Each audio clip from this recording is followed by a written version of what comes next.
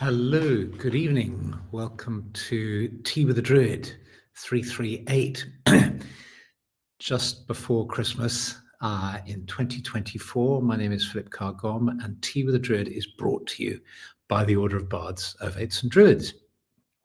And it was interesting reading the comments that I can see in the comments feed. Lloyd is in Auckland, and he mentioned it's Christmas Eve. And then Naomi, who's in Hertfordshire, was saying, is it Christmas Eve already? Well, of course, the interesting thing is New Zealand is, and other parts of the world in a similar latitude are ahead. So it's Christmas Eve already in New Zealand. So hi from everybody, Albany, New York, Kiev, and Sherwood Forest. And have you cleared your bookshelves? I'm in a different country. Let's see, more people from New Zealand, British Columbia, gosh, it's going so fast, Bavaria and Germany, Glastonbury, Knockholt, New Mexico, how lovely to see you. County Louth, Ireland, Pacific Northwest, West Yorkshire, Oregon, Stirlingshire, Brisbane. Is it Christmas Eve in Brisbane? It's Ellery. It just struck midnight for me. Oh, and you're in Tbilisi, Ellery, aren't you? So it's officially Christmas Eve. How interesting. It's all about time, isn't it?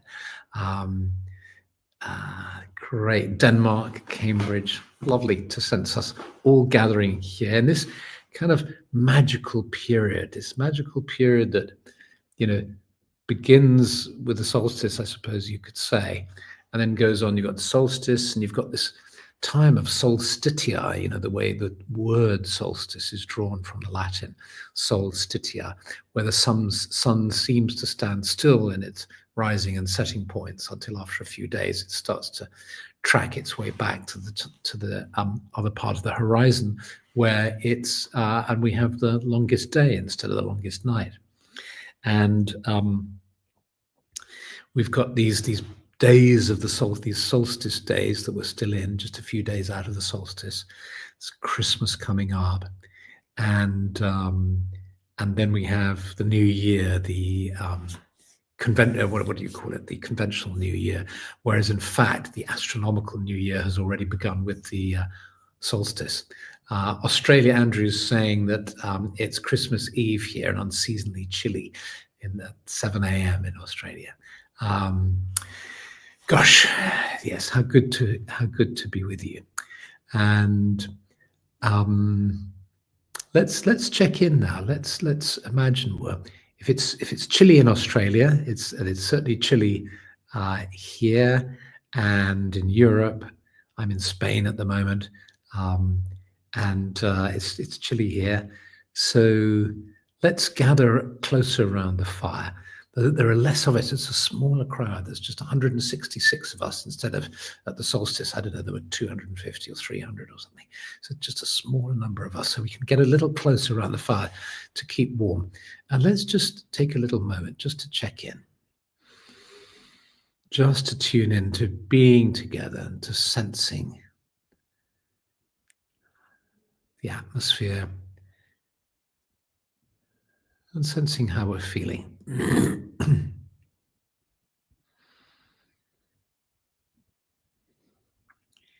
See if you can get a color, get a sense of a sort of particular color that comes to you, and then you might like to share how you're feeling at the moment. Always understanding it may change at any moment, but just how you're feeling at the moment. And maybe if you've got a sense of a color, I got a lovely sort of russet brown for some reason, sort of chestnutty sort of color.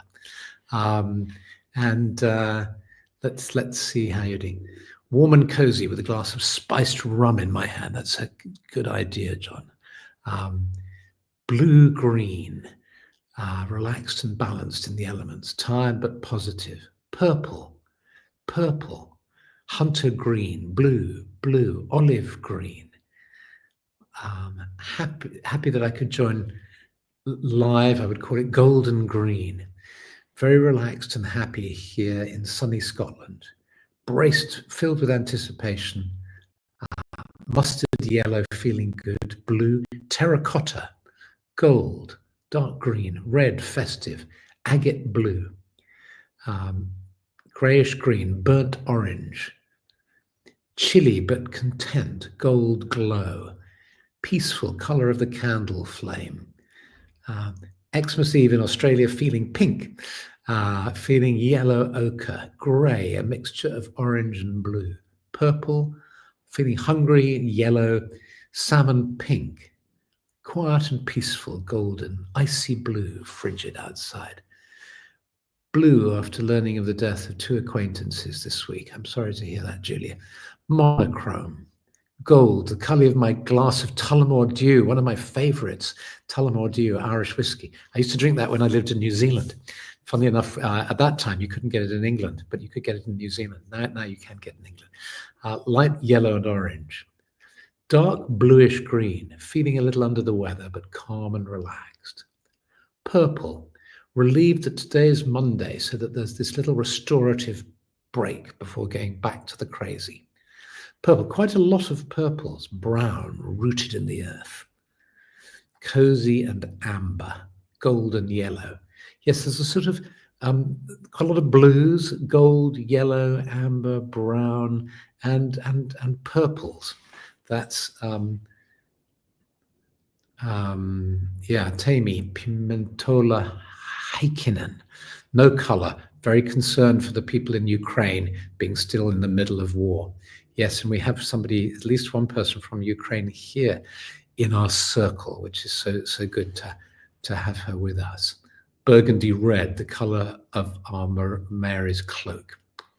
So a lovely feeling of quite rich, warm colors.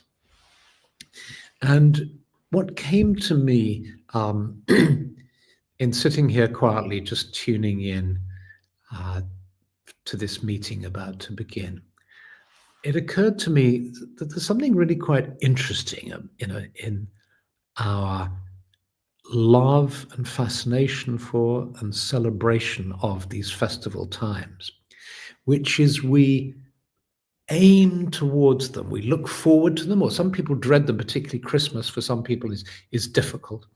But we're aware of them coming towards us. And one of the things we appreciate about them and want from them is to stop.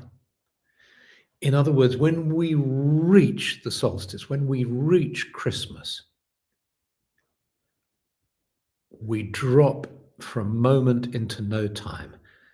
It's about just letting go of our concern about the future, our anxieties, our wonderings, and our wanderings. Instead, we drop into, or want to drop into, the now, into the moment. So there's an interesting paradox here. And whenever you find paradox, that often is where you find the truth in my experience. So the paradox that as Druids, for instance, we like to devote or to have a practice that focuses on the passage of time, the eightfold wheel of the year that goes round and round every year. So we're focusing on the changing face of nature, the changing seasons, the difference in feeling, the difference in spiritual energies between, say, Beltane and Samhain, between the winter solstice and the summer solstice. Very, very significant differences in these times. And yet, paradoxically, when we come to this time, we let go of a sense of the passage of time and open to the moment.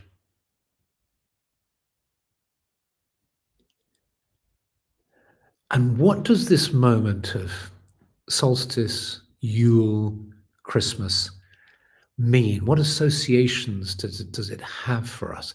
Some of the colors we were getting, I think, were symbolic of that. And that sense of warmth and that sense of purple with its associations to royalty, this concept of, Christ the King. These, even if you're not Christian, you can still appreciate the symbology in this. And this this opening to these qualities seems to me characteristic of Christmas in particular.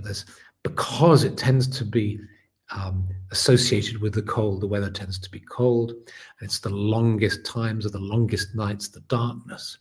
Light and warmth takes on a real resonance. That's what we seek and want. And so we come to this moment of sitting around the fire together, dropping into the moment, not rushing on. So every 6 weeks or so, we rush through and then we stop at the solstice of Christmas, and then we stop at Imbolc, and we stop at the spring equinox. In the pilgrimage of our lives, because that's what pilgrimage is as well. If you think about pilgrimage, this hugely important and significant spiritual practice that you find in every religion. You are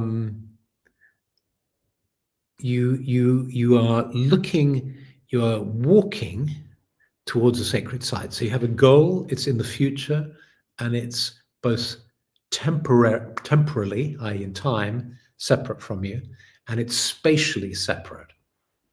And you walk towards this place. And when you arrive at this place, you arrive spatially at the place, and temporally, time-wise, you let go as well, and you open to the timeless now of being in this magical spot.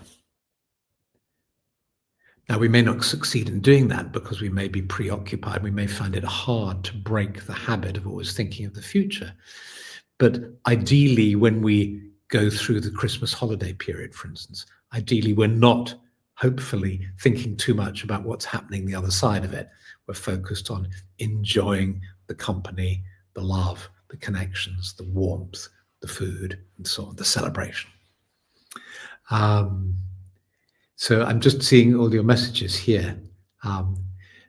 Amy, we can settle down around the fire, just sharing peace together, nothing to do, nowhere to be. And Zal is saying, a few years ago, I watched one of these teas with a Druid, and you talked about the concept of fructifying light at the solstice. That has really stayed with me. I love the sense of tipping back towards the light, but also yearn for those rare days of stillness and reflection without rushing into the next cycle.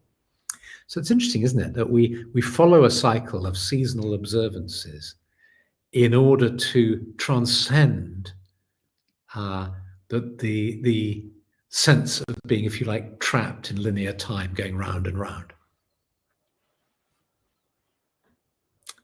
Yes. So let's drop into meditation. Let's go into meditation and enjoy this moment of timelessness together. Just sensing the walls around us, the floor beneath us, and the ceiling above us. Just sensing ourselves being spatially in our physical position where we are on the planet. Some of us in New Zealand, some of us in Kyiv, in Finland, in America, in Britain, in Ireland, all over the place. And then a sense of these locations and these walls and the ceiling and the floor just melt away, and we're in the sacred grove together. We can smell the wood smoke. We can hear the fire crackling. We can feel the warmth of the flames as we sit together around the fire. And we open to the stillness of the earth beneath us.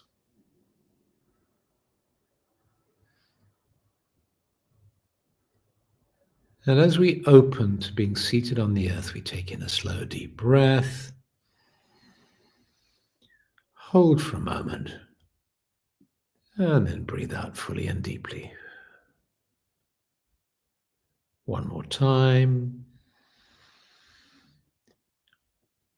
And then with a sigh, just letting the breath out and just dropping into an awareness of the earth. The earth energy calming and soothing us, bringing us to a sense of calm, stillness.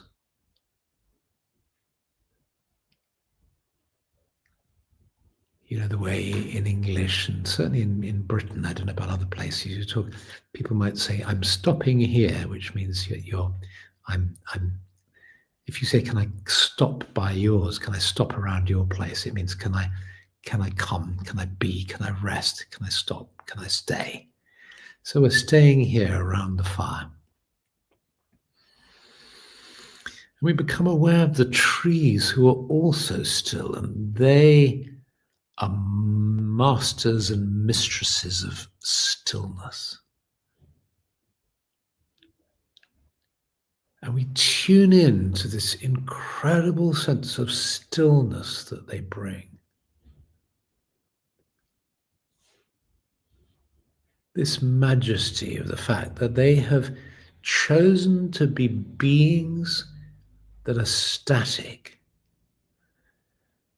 And we might think that's a limitation, but perhaps now we can open to the idea that this is strength. What strength in being static and still and rooted in the earth? Dear trees, we admire you, we love you, we open our hearts to you as our allies and our friends.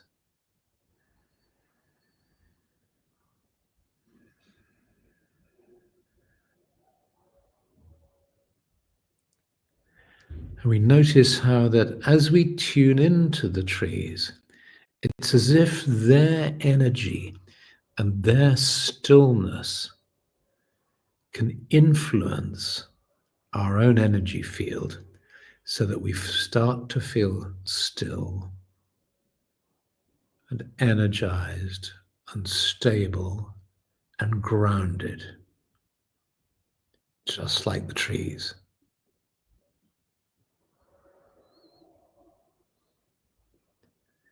And we open to the energy of the sky above now. And we see the stars shining in the sky, and we breathe in the crisp, clear air of the sky, so that it flows into our beings, bringing vitality and energy. And the energy of the sky meets the energy of the earth within the center of our beings.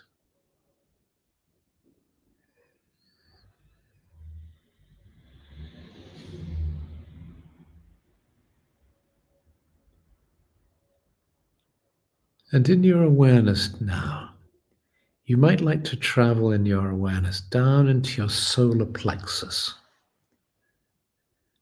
just sensing an inner sun, the warmth of your solar plexus.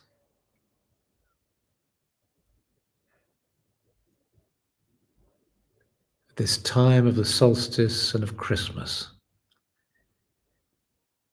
may the light glow in our hearts and our souls and our beings. And sense this sun just radiating energy through your body, down into your legs and feet, into the earth, and up through your chest and your arms, your head.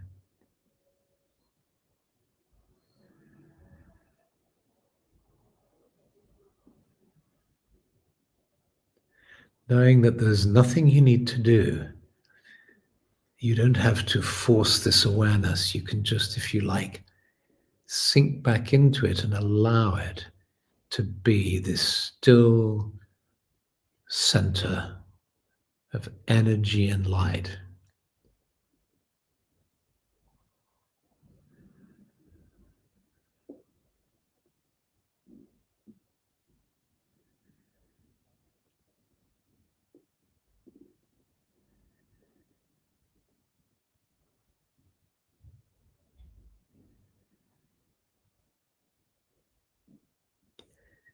Nowhere to go, nowhere you need to be, nothing you need to do.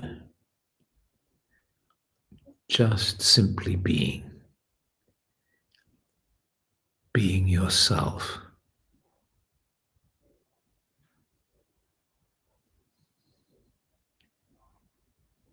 Being your soul.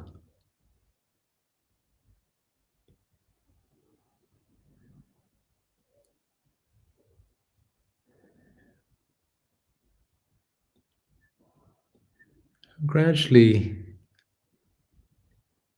your awareness of the glowing light just diminishes slightly as you just feel the warmth and well-being in your body and in your energy field.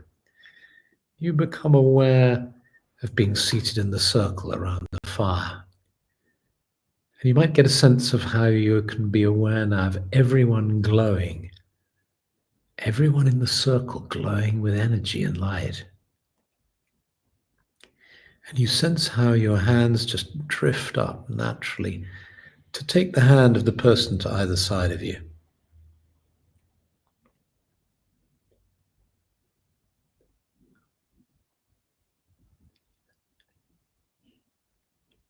And you can sense us now, all seated in the circle, all these, like these stars, connected together, joining hands, with the fire burning in the center of our circle, the moon and the stars above us, the earth beneath us, and the trees around us. May our lives be filled with magic and mystery. May the earth be preserved and protected. May peace prevail on earth. May more and more people open to the magic and the beauty and the wonder of being alive on earth, so that life is treasured and respected by all.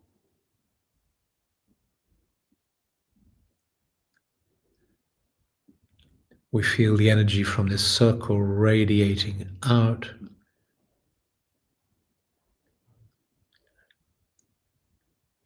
and then feeling the warmth both of the circle and within ourselves. You squeeze the hand to either side of you and just gently lower the palms of your hands to the earth. May the earth be blessed. And then you sense your hands drifting up to your heart, placing them over your heart. You ask, may my life be blessed. May all life be blessed.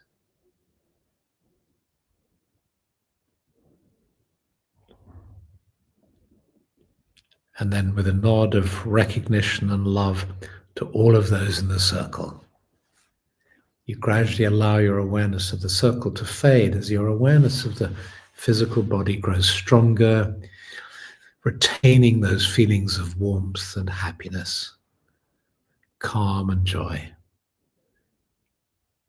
And when you feel ready, you stretch your fingers and toes and open your eyes.